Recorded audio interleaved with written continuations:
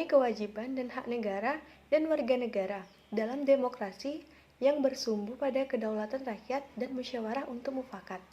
Sebagai warga negara, bentuk keterikatan kita terhadap negara adalah adanya hak dan kewajiban secara timbal balik atau resiprokalitas. Warga negara memiliki hak dan kewajiban terhadap negara. Sebaliknya pula, negara memiliki hak dan kewajiban terhadap warga negara. Hak dan kewajiban warga negara merupakan isi konstitusi negara, perihal hubungan antara warga negara dengan negara. Di Indonesia, pengaturan hak dan kewajiban warga negara diatur dalam Undang-Undang Dasar Negara Kesatuan Republik Indonesia tahun 1945. Menelusuri konsep urgensi harmoni, kewajiban dan hak negara dan warga negara. Hak adalah kuasa untuk menerima atau melakukan sesuatu yang semestinya diterima atau dilakukan oleh pihak tertentu dan tidak dapat oleh pihak lain manapun. Juga yang pada prinsipnya dapat dituntut secara paksa olehnya. Wajib adalah beban untuk memberikan sesuatu yang semestinya dibiarkan atau diberikan oleh pihak tertentu, tidak dapat oleh pihak lain manapun, yang pada prinsipnya dapat dituntut secara paksa oleh yang berkepentingan. Perlunya harmoni, kewajiban dan hak negara dan warga negara Indonesia. Untuk mencapai keseimbangan antara hak dan kewajiban dengan cara mengetahui posisi diri kita sendiri. Sebagai seorang warga negara, harus tahu hak dan kewajibannya. Seperti yang sudah tercantum dalam hukum dan aturan yang berlaku. Jika hak dan kewajiban seimbang dan terpenuhi, maka kehidupan masyarakat akan aman sejahtera. Hak dan kewajiban di Indonesia tidak akan pernah seimbang apabila masyarakat tidak bergerak untuk merubahnya. Oleh karena itu, diperlukannya harmoni kewajiban dan hak negara dan warga negara, agar terciptanya kehidupan bernegara yang harmonis dan berkesinambungan antara kepentingan rakyat dalam pemenuhan hak dan kewajiban oleh negara. Sumber historis, sosiologis, politik tentang harmoni kewajiban dan hak negara dan warga negara Indonesia. Yang pertama, sumber historis. Magna Carta, piagam perjanjian antara Raja John dari Inggris dengan para bangsawan. Isinya adalah pemberian jaminan beberapa hak oleh raja kepada para bangsawan, beserta keturunannya, seperti hak untuk tidak dipenjarakan tanpa adanya pemeriksaan pengadilan. Jaminan itu diberikan sebagai balasan atas bantuan biaya pemerintahan yang telah diberikan oleh para bangsawan. Sejak saat itu, jaminan hak tersebut berkembang dan menjadi bagian dari sistem konstitusional Inggris. Revolusi Amerika. Perang kemerdekaan rakyat Amerika Serikat melawan penjajahan Inggris disebut Revolusi Amerika. Declaration of Independence, deklarasi kemerdekaan. Amerika Serikat menjadi negara merdeka pada tanggal 4 Juli 1776, merupakan hasil dari revolusi ini. Revolusi Prancis.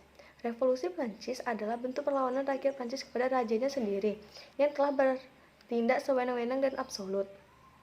Pernyataan hak-hak manusia dan warga negara dihasilkan oleh Revolusi Prancis. Pernyataan ini memuat 3 hal: hak atas kebebasan atau liberty, kesamaan atau equality, dan persaudaraan atau fraternity.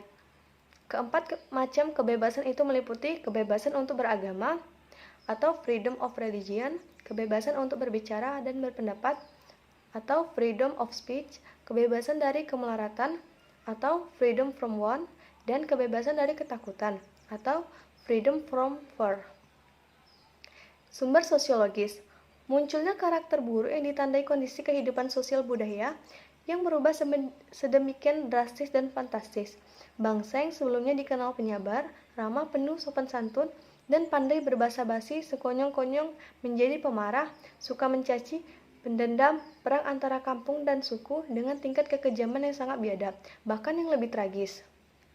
Sumber politik. Sumber politik yang mendasari dinamika kewajiban dan hak negara dan warga negara Indonesia adalah proses dan hasil perubahan Undang-Undang Dasar Negara Republik Indonesia tahun 1945 yang terjadi pada era reformasi.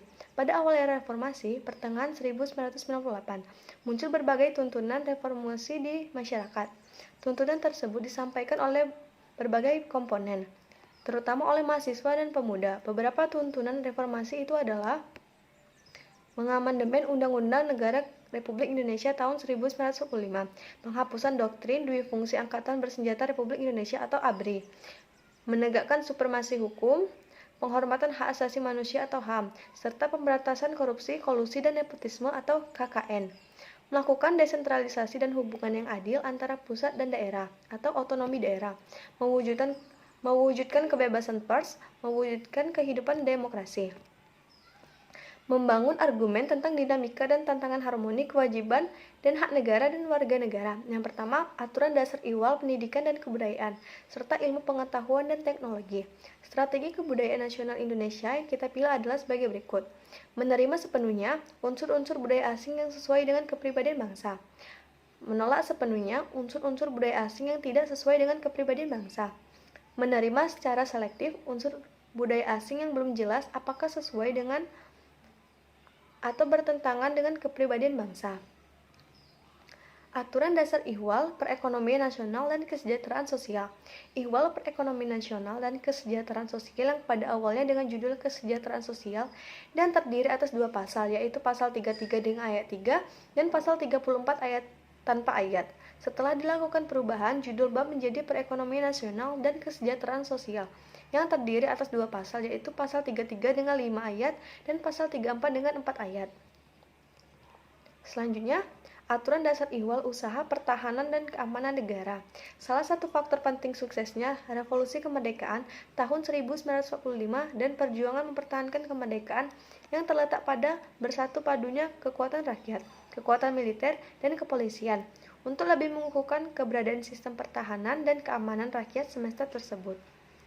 Di samping itu, juga kedudukan rakyat dan TNI serta Kepolisian Negara Republik Indonesia atau Polri dalam usaha pertahanan dan keamanan negara makin dikukuhkan. Aturan dasar IHWAL hak dan kewajiban asasi manusia. Sebelumnya, perihal hak-hak dasar warga negara yang diatur dalam Undang-Undang Dasar Negara Republik Indonesia tahun 1945 hanya berkutat pada pasal 27-34. Setelah amandemen keempat Undang-Undang Dasar Negara Republik Indonesia tahun 1945, aturan dasar mengenai hal tersebut diatur tersendiri di bawah judul Hak Asasi Manusia atau HAM. Di samping mengatur perihal hak asasi manusia, diatur juga IHWAL kewajiban hak asasi manusia. Mendeskripsikan esensi dan urgensi harmoni, kewajiban dan hak negara dan warga negara. Yang pertama, agama. Pasal 29 ayat 1 Undang-Undang Dasar Negara Republik Indonesia tahun 1945 menegaskan bahwa negara berdasar atas ketuhanan yang Maha Esa. Maknanya adalah bahwa ketuhanan yang Maha Esa atau jiwa keberagaman harus diwujudkan dalam kerangka kehidupan bernegara yang tersusun dalam Undang-Undang Dasar Negara Republik Indonesia tahun 1945. Yang kedua, pendidikan dan kebudayaan. Fungsi-fungsi negara dalam lingkup pembangunan negara cakupannya meliputi hal-hal berikut ini. Fungsi minimal, melengkapi sarana dan prasarana umum yang memadai seperti pertahanan dan keamanan, hukum kesehatan, dan keadilan. Fungsi media, menangani masalah eksternalitas seperti pendidikan, lingkungan, dan monopoli. Fungsi aktivis, menetapkan kebijakan industrial dan redistribusi kekayaan.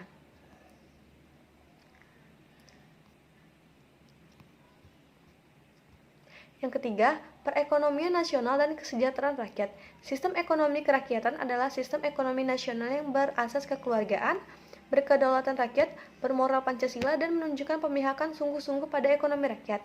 Yang keempat, pertahanan dan keamanan.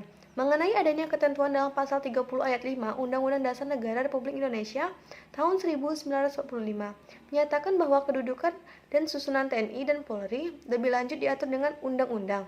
Pengaturan dengan undang-undang mengenai pertahanan dan keamanan merupakan konsekuensi logis dari prinsip yang menempatkan urusan pertahanan dan keamanan sebagai kepentingan rakyat.